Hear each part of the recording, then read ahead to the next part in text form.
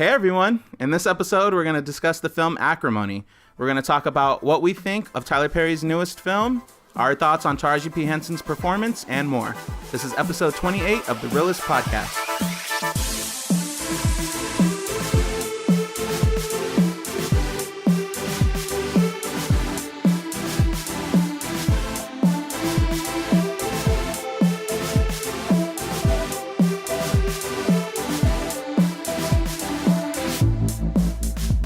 Hey everyone, welcome back to the Reel-ists podcast. This is Donnie and Oscar and our producer Ruben, who says hello. Hi. Wow. I can't even say it. I know. Give him a chance to say hi for himself. You see how perfect was? How I got it right timed. I said hi on the last one. We both should just learn to imitate his hello perfectly. So then when we say and Ruben, and then I'll be like and Ruben, and then you'll be like, I don't even have to come in. No, we still need you. There's still work to be done. No, I'm just kidding. First off, want to thank all of our listeners as always for being faithful. You guys, Team Reel-ists, are what keeps us going. We do this for you guys. No, we really do. We win award. that was an acceptance speech. I never thought in my life that I want to thank my mom. I want to thank my dad. Team Reel-ists. No, but seriously, thank you guys so much. You guys are awesome. We would love to ask if you guys can keep spreading the word. Tell everybody you know, friends, coworkers, anybody, right? Family, familia, if friends, someone's seen amigos. Any of the past movies we talked about, and we covered it, just be like, hey, check out this review. Yeah, please. If they're like, I saw Love, Simon, check out Love, Simon's coverage. If they're like, oh, did you know Proud Mary just came out on digital HD? You'd be like, oh, did you know Team Reel-ists did an episode on Proud Mary? Check it out. We would, yeah, for sure. We're pretty good. I mean, we put out 2 episodes every week, consistently on Thursday. So we're covering so many films. So chances are that we have done a review on a film you've seen recently are pretty high. We are providing you with something to look forward to each week. Every Thursday. 2 opportunities. 2. So please, just keep spreading the word. We appreciate it. Remember, we're on Facebook, Instagram, Twitter, and you can listen to us on all podcast platforms. Wherever podcasts are available. In stores now. So I don't know. I felt like I was giving that kind of a commercial. So we saw one very interesting film this week, Oscar. Was it a film? I felt like it was more of someone's experience, and they were being dramatic and retelling it. Someone was like, you know what, I should make a movie about this. Right.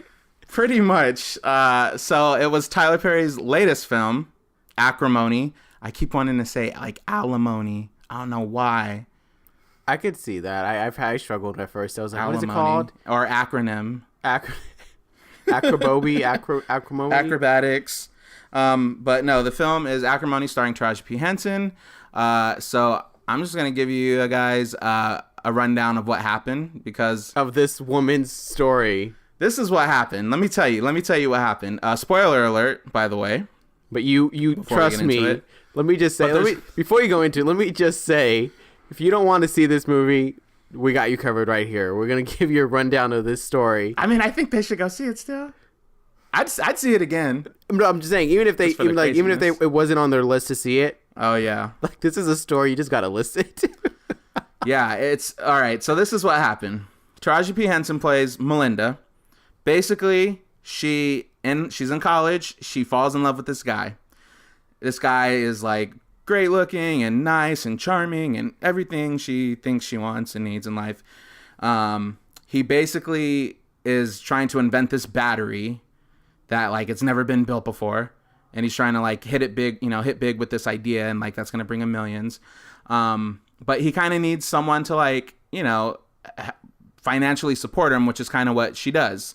So she inherited some money because her mom passed away. So she has $350,000. Basically, all that money gets spent up supporting him. She bought him a car. She paid for his tuition, paid the last 2 semesters of his tuition. Yep. He didn't have to work. Fix the electricity that he did messed up. Yeah, I mean everything. She's just so then basically all her money's gone basically because of this guy.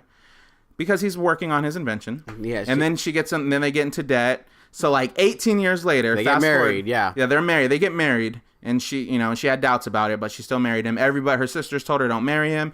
He's using you. He ain't no good." She didn't listen. So we fast forward to 18 years later. He still ain't working, not bringing in money. She's having to work multiple jobs to support the both of them, and basically at this point she's tired. She's fed up. And she basically, I think she thought that he was cheating on her, right? Yes. And on top of that, they lost the house because of him. And they lost her mom's house. Yes. So basically, after all that, she wanted a divorce. And right after they got divorced, his idea did hit big with a big tech company, and he became a millionaire, overnight millionaire, $75 million. Whew. And basically that turned Melinda, played by Taraji P. Henson, into a psychopath. Yes. She became psychotic. She started like stalking them, like bullying his new wife, who helped him get to where he was. The new wife basically did that final push. That final push that brought him success.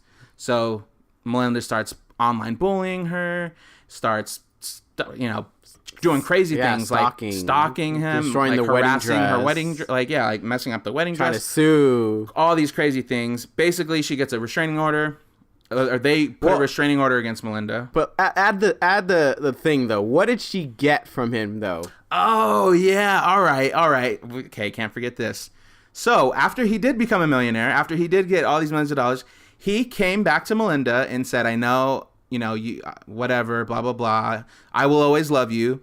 He handed her a check for $10 million and gave her the keys to her mother's house that he had bought back, which he did not have to do. Nope, they were divorced. They were divorced. She called him a loser. She was like, you ain't nothing. We're not going to be together. I mean, she was fed up, after 18 years of doing this. I get it. But he came back and gave you $10 million and bought back your mother's home for you. And she was not happy. She was not satisfied. She feels like basically half of everything he has now belongs to her. And they were just like, that's insane. That's not going to happen. So she became crazy. She went crazy. And after all the stalking and the harassment and the restraining orders and going to courts, the fights, she basically followed them on their yacht and tried to kill them. We'll leave it at that. So the movie ends. That was a rundown of the film. Now we normally don't do that, but this one was one where it's like you can't even just say the plot. You have to tell this crazy. That's what the movie was about. That was Oscar. When we had a lot to say about it when we walked out of the theaters. What did you think of Acrimony? I get so caught up in the situation that I lose track of like my thoughts on the movie. I get so stuck on like she got $10 million and that was not enough. And the whole thing of like, I understand that she was with him the 18 years she was with him through the rough patch of all that and the trial and errors and trial and errors and trial and errors. But man, she lost it. And like 10 million is a lot. And she did the math. At one point in the movie, she was like, "Oh, he owes me at least like $1 million and some, about that." Yeah, much. They put it on screen for us to visually see, which I liked. It was times 10. You got 10 that amount, and I get it. Yes, because all the things he said he was gonna do to you, it was to this other girl. I understand that. He made a lot of promises. He said, "I'm gonna buy you a yacht. I'm gonna get us a penthouse in the top floor. I'm gonna buy you that diamond ring. That you're gonna have a dream wedding." Like all of these things that he had been promising her throughout their whole entire relationship. And then she started seeing, she saw the new wife like reaping all those benefits. Which I will say, kind of part of me is kind of like, did you really have to do all those things that you didn't promise this other woman? Like maybe it was. I felt like that was also kind of like a little jab. Like you didn't have to do that exactly. You didn't have to buy her a yacht. Oh, I say miss. Yeah, like like all those things you said, you didn't have to do it to this other girl. You could have done some other romantic gestures. Like maybe that would have helped because he knew that she was kind of losing it. Like she couldn't accept that he came out on top in the end, and she still came out on the bottom. But my thoughts on the movie is that the movie is just, it's okay. Mm-hmm. It doesn't do anything that necessarily warrants a second viewing. Again, what gets me so caught up is the situation of like, to be in that spot, to be in that, like, you did all this and you're still at the bottom, like, and you didn't win it all. It's just like, that sucks. And now you're literally a lot of the at things the bottom. that we talked about was just like similar situations. You caught that one, Ruben? Did you hear what I said? No, I said it, and the film ended with her. She was literally at the bottom. Oh, the ding. But yeah, like it's one of those like that. I think we talked more about like that scenario more than the movie itself. The movie just did okay to deliver. I mean, the first like act of getting to know the characters when they were young was too long, and it definitely had like its flaws as a movie. Taraji P. Henson delivered the performance though, but as a movie, it definitely was not a standout. But the situation is what you would talk about. Absolutely. The film itself overall, man, it sucks. I mean, not the film. I mean, not the film. I didn't mean to say the film sucks. I meant to sum say it up. Oh man, no. Let me take the retract. It sucks because I love Tyler Perry, and I am obviously a huge Medea fan, and all his other works too. I'm pretty into. So, and I was telling you this last night, Oscar. Like, it's not like Tyler Perry's first time around the rodeo. Like, he's done this before. Like, he's like, my expectations were really high for the film, and I feel like walking away, it seemed like it was like a first time director making like this is their first film they're ever doing for a couple reasons. First of all, I feel like, and this is one of the things I kind of, I'm trying to be careful here how I say things. You said it sucks already. So a lot of like Tyler Perry's films, the characters in them are like these archetypes, like these cliche roles that there's not really any depth to them outside of like the main character. So for instance, for this film, like you had Taraji, like I agree with you, Taraji P. Henson did fantastic. Like she delivered in this film, but all the other characters were just like one dimensional. Like the sister, you had the typical like the sister who's like sticking up for you and always got something to say and popping off at the mouth, and then her other sister was like the scared, quieter, timid one, passive one. And then you had, and then like their two husbands, like their characters there was no reason for them to even be in the movie other than that one scene where they basically tried to help her keep the house. So he was with like the jobs, with the job delivery thing. That was a plot convenience there. Like we didn't need those characters in that film. Like they didn't add anything. I mean, all the characters in that film other than, and even the man, what was his name? The main character? Yeah. Robert, yeah. I mean, I don't know. What'd you think of his character? Okay, given that it was her storytelling, like this was her perspective, at first I did feel like, oh, you're playing her. You're like you found, like, you heard money. You're like, oh, I need a car to get around. Oh, what if you can't pick me up? Oh, yeah, I need my own transportation. Oh, now I don't have any way to pay for my student loans, and I'm going to have to get out of school. Oh, you can save me. Oh, you're awesome. Like, all those things in the first act, it did feel like she's not seeing it. And at first, you're kind of in her, in her defense. On her side. Yeah, you're first. Just like, you're like, why would, like, end it. Like, get out. You're not even trying. You're just taking advantage of this with your experiment that you probably know it's not going to work, but you're just faking it. And then when they get as an adults and you still see the same, and then you're just kind of frustrated with her because they're just like, why are you still with him? Now it's on you. Like, yeah, like take some responsibility. Like you passed the whole, fool me once, shame on me, fool me twice. Like you are like, fool me at 55. Yeah. And so that one, then you're just kind of like, all right, now it's your fault. And maybe he might be like, and to some extent like that loser, and he's just he really needs to get a grasp on reality that he needs to move on from this pipe dream that he had as a young adult. And then when he gets a millionaire and then she loses it, then you're just like, I can't even support you. Like I can't say anything. Like if he didn't give you that money, then I can be like, all right, you kind of do have some kind of right, or you have some kind of case. But he practically wrote you off in a good way, in a way that you will be able to live your life, do what you want to do. Sure, you won't be with him anymore, but maybe that's still a good thing. But she didn't see that. It was foggy. It was like, nope, someone's taking my money. I think it was more than money too. I don't even think it was him. Maybe it was just the money. I think it was just the life. Yeah, like this life that he now will have, and that she felt entitled to. She could have had a similar life though. She could have easily gone and done like, invest in a business or created her business or something. Yeah, she could have took that $10 million and who knows what she could have done. She could have tripled it. She could have used that to start a business that would make her a billionaire. Yeah, we don't know. But... Empire. I know, right? The birth of Cookie, like the creation of Cookie. But yeah, that was another thing that kind of aggravated me about this film is so she started off telling the therapist what he did that was so wrong to her, like what he did to her, and she was saying he was conning and basically fooling her.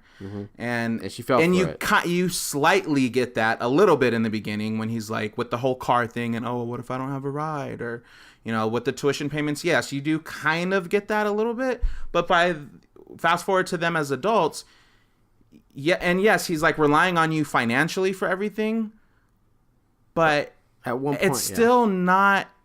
He didn't do anything that bad for her to go completely off the deep end like she did.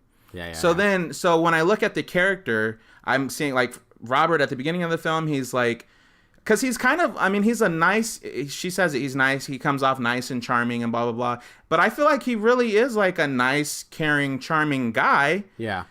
He really does have those qualities. It's not like he's pretending to be. And the trailer does give you that vibe, like he did something like he dogged her. Yeah. I was going into this film thinking that this man dogged her, like did something so unforgivable, put her through hell and misery. And in her mind, he did. Yes. But as an audience member watching this, it's like, he didn't really though. Right. And if you and even if he did, why did you put up with it for 18 years? Right. So I didn't. Yeah. So, but the biggest thing that really just bummed me out was obviously I felt like this movie had like such promise too. Like I felt like even when it started off, like I was like, ooh, we're gonna watch something so good. Like, because right off the bat, like Taraji P Henson, she was delivering that monologue, and the scenes where her sitting on that therapist couch, and she was like, I was feeling like she was gonna just tell us about this crazy life that she, like all this pain and suffering and damage that she had to endure for all these years. Like I was getting ready to like hear about it. Like, okay, she's gonna break it down. She's gonna tell us. But as she was telling us, I was like, okay, well, that's not that. That's bad, but it's not that bad.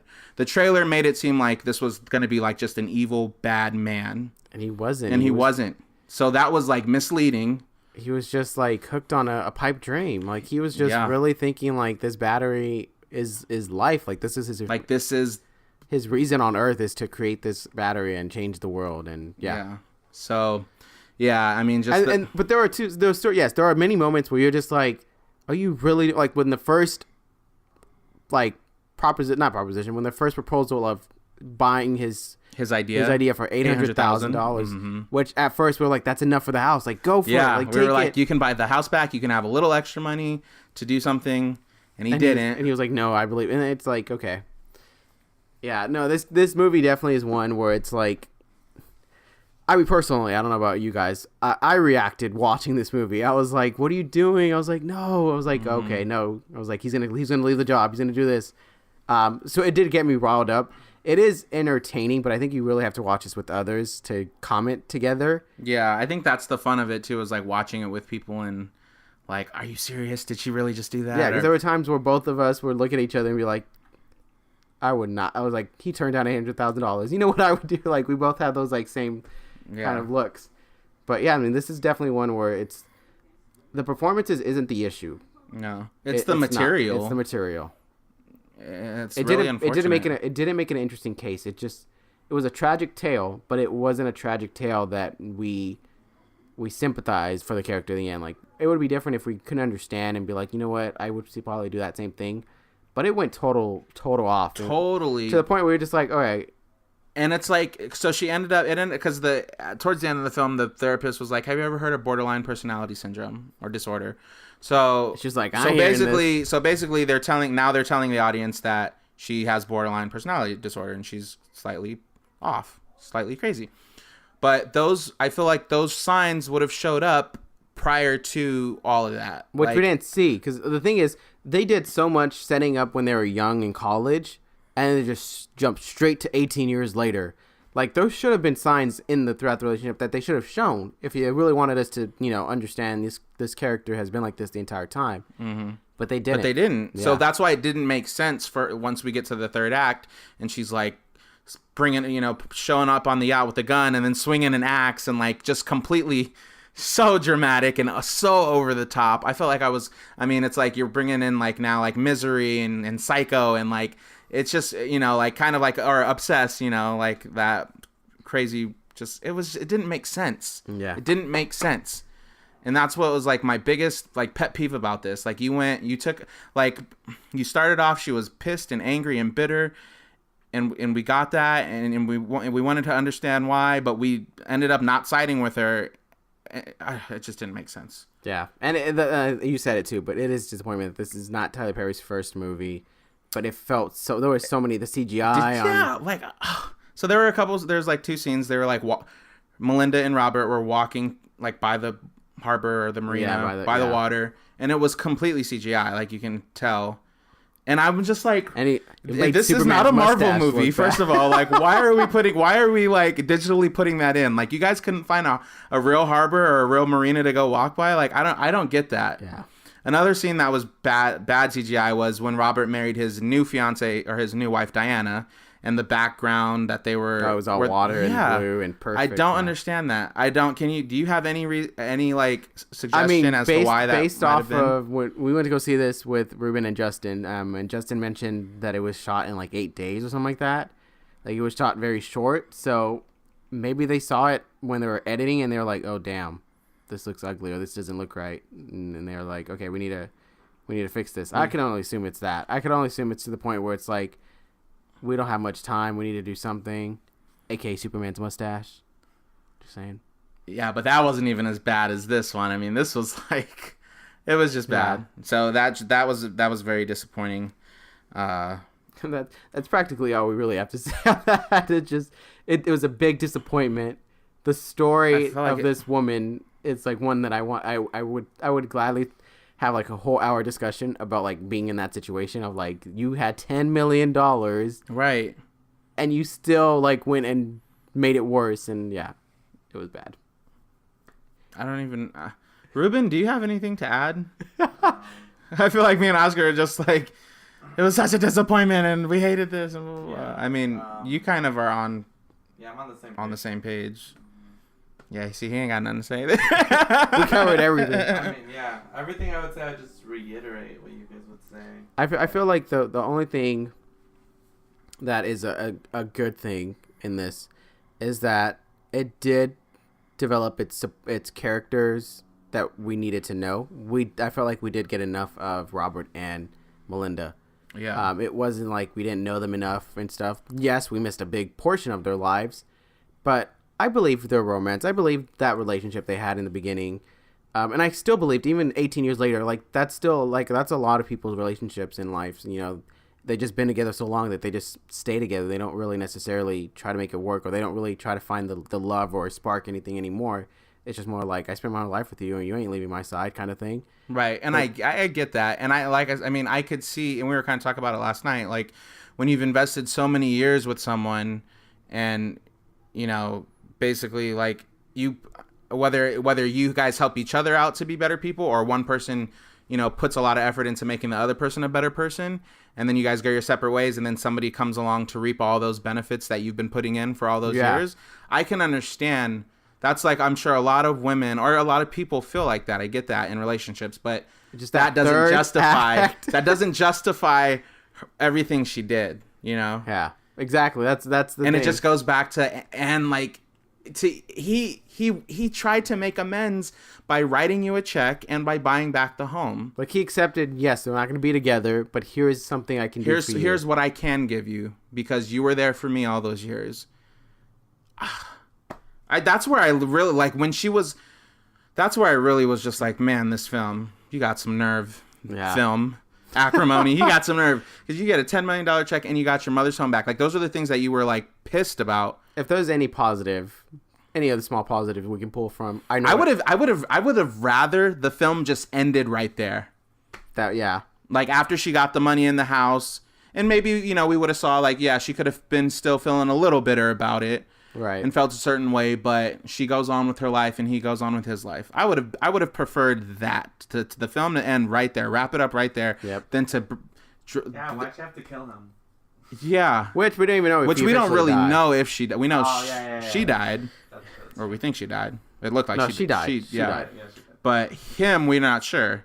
And then that's another thing. You just leave us on this freaking cliffhanger, like. I was honestly, if you had said, what's your predict, like if you had asked me in those 5 seconds before the credits started rolling, like, what do you think's going to happen next? I would have said, he's going to live. He's going to be in a hospital bed. Diana's going to be by his side. And then they're going to do a shot of like Melinda in a coroner at a coroner's office or something. Like, you're going to see her dead body. And then her family's going to say something like, oh, we should have helped her. We should have blah, blah, blah. And it was, that's what I would have thought. And it wasn't even like a cautionary tale. It was just like, A, you didn't want him to die, and B, you didn't want her to die.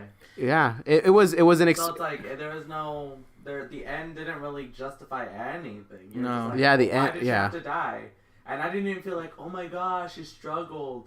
And now look at what happened to her. You know, it's like, no. I left with no sympathy for Melinda. Yeah, and you can't even be like, oh wow, she was so crazy, and now this is where it ended her, because you didn't even feel like she was that crazy. Yeah. Right. Until the end. That's it. It like I said, it's definitely one of those where it was someone's experience, and and they were just like, you know what, I need to tell this in a movie, and it ends exactly where the character died. So Yeah. So it's like one of those where it's just like A better ex-girlfriend. Yeah. Or even coming up with like alternative solutions. I know what they could have done better. Or even if you wanted to go with that route, you wanted to turn her into this crazy woman, psychotic, she wants to come and kill you. At least give us a reason to be like, okay, kill them. Never make give the guy, yeah. make the man horrible, or make the fiance or the new wife like a I almost said it. Make the a bad person. A bad person. Make, give us a reason to hate them. So when we see Melinda trying to kill them, we're kind of slightly rooting for her. Absolutely. Yeah. But no, the guy was good. He was a good man. I don't care what anybody has to say. That he was a good man. He may have mooched off her for all those years and took advantage, I guess. But at the end of the day, I feel like he tried to make amends and he really had good intentions. His intentions were good. I don't think he ever intended to take advantage or to Except mooch. for that one time he cheated. Except for that was the only time, and I'm. Yeah, and even that. He learned. You expected that. You're like, this is where it all started. He's gonna start cheating. Yeah. And he never did again. And then the only reason that it adds to the story is because now she thinks she cheated. Yeah. Or he cheated again as an adult, which isn't true. So Which then was you're it? like, Yeah. we know it's not true. So then why am I sticking with this? Like, why do I have to follow this? Yeah. There's nothing there. Yep. Oh, that sucks. That's really. I think this is the first time we're really just venting. We are venting right now. We're angry. See, but this is what I'm saying. Like, we're venting more on the situation than we are about the movie itself. Yeah, I know that's true. That's true. Yeah, I mean, is it a film I would watch? A film I would watch again? I personally would watch it for Taraji for the first half of it, or the first 2 acts, I guess, and for Taraji P Henson. I would watch it again, but I don't think I would. But watch I wouldn't. It. I mean, with Movie Pass. Oh well, yeah. I'm not gonna go. I wouldn't. We did. Yeah, we saw this. With we saw it with Movie Pass. I would have paid for the ticket. That's fine. But I'm not gonna. Afterwards, you wouldn't. No. See, and I wouldn't want to sit through the whole film. I would just want to watch. You get up right when you got the check. That's the end. I mean, and kind of, I guess, transitioning into what our favorite parts was, my favorite scene, which kind of, this is where it's a bad thing, because I remember I said Lady Bird, the first scene, the opening scene was my favorite scene, and that was a good thing for me, like, because that whole film was good, like, it wasn't, that wasn't a bad thing. But in this instance, it sucks, because I feel like the best scene of this film was the opening scene, or like when she was sitting on the therapist's couch and that whole like monologue she was doing, and that was the best part of the movie. And it really made you think, oh man, this is gonna be good. And then to be frank, like the rest of the film was kind of disappointing. Yeah. But I think Taraji P. Henson just delivered her lines. She just evokes so much emotion. It's like insane. Like she's like just so fierce and intense, and I just love her. I want to say, well, to one, rewatchability. No, it's not for me, but I will gladly tell this story of like, what would you do in this situation, or can you believe how crazy this person went? I would like treat it as if this was a real person I knew, and I'm just gossiping the story. Like he's just telling their business. Right, exactly. I'm gonna be just like at work and be like, so I knew this one person who dated this one guy for 18 years, and he became a millionaire. And like that's what I would do. I wouldn't even like that. I'm just gonna run with the story. Just act like this really happened. Yeah. They're gonna be like, "Are you talking about Acrimony? Isn't that a Tyler Perry film?" Yes, my favorite scene was the monologue as well. Although I will say another scene that I enjoyed only because it was like one of those like you're just like, oh, don't do it. I'm doing it was when he had the opportunity to stay with the job that he was doing, to keep the house, and then they got the phone call like, oh, can you come at 11:30? And he's trying to go make that, and then you're just like, oh, Melinda, don't stop him, like, do something. Like it was one of those things where I was like really into that moment, because they're just like, don't do this, like please for once do like the right thing, like do something, But yeah. Ruben. Any particular scene? Favorite scene? No, I agree with Donnie. Opening monologue. Yeah. Whatever you guys said, I'm just kidding. No, I agree with Donnie. Just because it set it up, and it seemed like it was gonna be really intense, and that whole scene it really like took me in, and I as soon as that scene happened on the therapist's couch, I was invested. Yeah. I was ready to like get we were invested. That monologue set it up really nice. I mean, the opening was so good. The opening was really good. Yeah. And then the first half was decent. It was just that third act that just. You think? I feel like the younger years kind of went on for a little while. Oh no, it went. Well, they could have definitely shortened that and used that time to explain other situations when they were growing up. Yeah. Because it was more of like you had to listen to her say, "Oh, he took a job here and there, but he didn't really keep it." Like, yeah, like they could have shortened up the whole like the student loan and the car thing. She could have literally just said, "I bought him a car. I paid for his student loans. I did that." Yeah. But they had full scenes of him asking her saying, "Okay, right," and I'm stupid, and then they would do it again, and then I'm stupid. So it's like we get it. To be honest, I'm not gonna lie. I really thought this movie was gonna be their entire childhood. Yeah, at a point too, I'm like, is this whole movie? Because she was narrating like the moment. It's kind of like saying, oh, but at this point, this is when I found out this. Yeah. A few months later, I found this. Yeah. 1 year later, this is we got married. Like it felt like it was like going to be like I was like, okay, I thought we were gonna actually see more of Taraji P. Henson, and I didn't. I was like, oh, maybe we're just getting a voiceover. Yeah. So that I see what you mean. Yeah. So I mean, all right, well, final real scores. I'll say mine's 1.5. 1.5.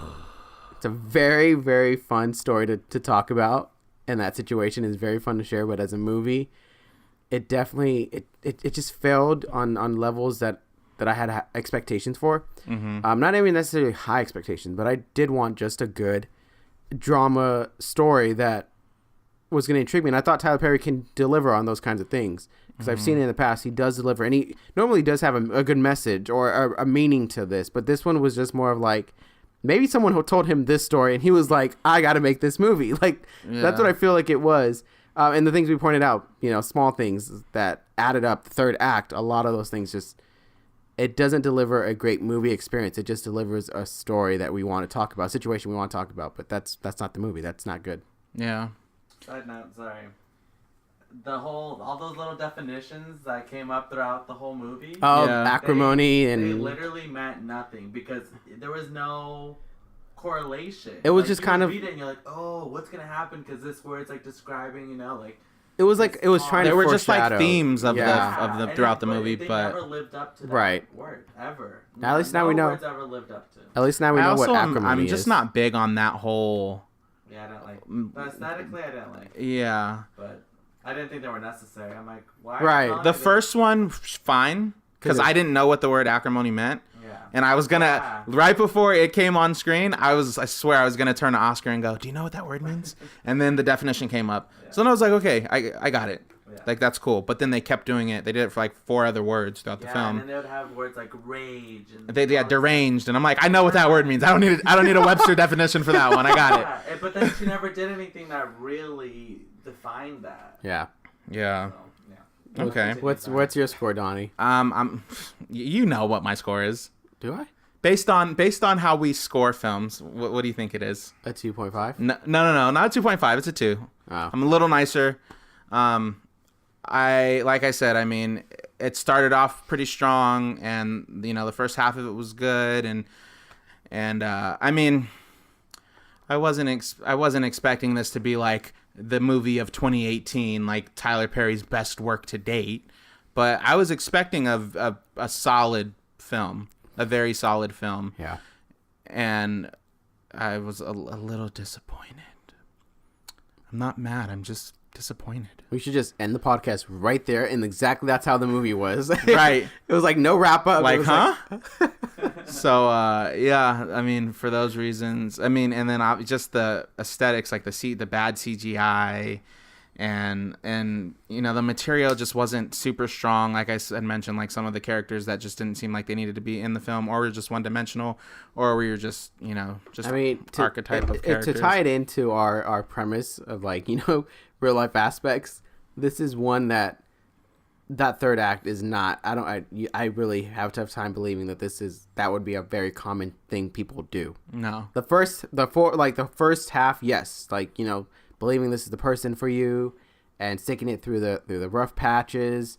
18 years later, like all that was very believable, very on point. But yeah, that third act is like, nope, that's not real. Yeah. Like this is a movie. This is a melodrama. Right, exactly. Ruben. I'd probably give it a 1. Ruben saying that they owe him stars. They owe him reviews. I'm boycotting giving this a real score. I A give it 1? a 1. 1? Okay. Okay. Literally just Taraji P. Henson. That's the only reason it even gets a 1, honestly. It gets a 1 from Taraji P. Henson, so that's okay. Yeah. That's very nice. Very nice. She did great, I just want to say. And I think I said when we were reviewing Proud Mary, I think I had mentioned something like, Taraji P. Henson could be in the worst film ever and I would still love it. And It's funny how that you got put to the test. I still love her. And like I said, I would watch it again. Like, I mean, for her, like not for any other reason. That's it. Okay. So I just want to throw that out there. Miss Henson, if you're listening, We love you. we love you. You're amazing. Is that what you're saying? Is that what you want to say? Keep doing what you're doing. So anyways, that wraps up this episode. So we want to know what you guys think. If you guys are kind of siding with us and think that this film was a disappointment, or if you guys thought it was like the best film of all time. Or there's a third one in this one. Or if you really don't care about the movie, but you got something to say about this situation. Yeah, or if you know somebody who's like been in a similar situation, we're gonna get someone like, my sister was in the same situation. She been with her man for 15 years. And he brought nothing to the table. Ain't got no job. But once he got a job at Apple. We want to hear. I mean, hey, if you do have those situations, let us know. It might just get made into a movie. Seriously. I think that was the biggest takeaway from this film, right? Any idea can become a movie. Pretty much. But yeah, guys, let us know. Facebook, Instagram, Twitter, Team Reel-ists. It's Team REELISTS. And remember, you can listen to us everywhere. And also just want to remind you guys, if there's anybody out there that would like to collaborate with us, any other podcasters, YouTubers, anybody, or if fans, listeners, or if you just want to be me and Oscar and Ruben's new friend and just talk to us, Buddies. we're here. This is the We went best by a friends buddy forever, system. Just best friends forever. Oh, is it a buddy system? is that a buddy Hold system? hands when crossing the street. No, but yeah. Thanks, guys. Probably just lost like friends. Like people like I don't want to be their friend. Sounds like losers.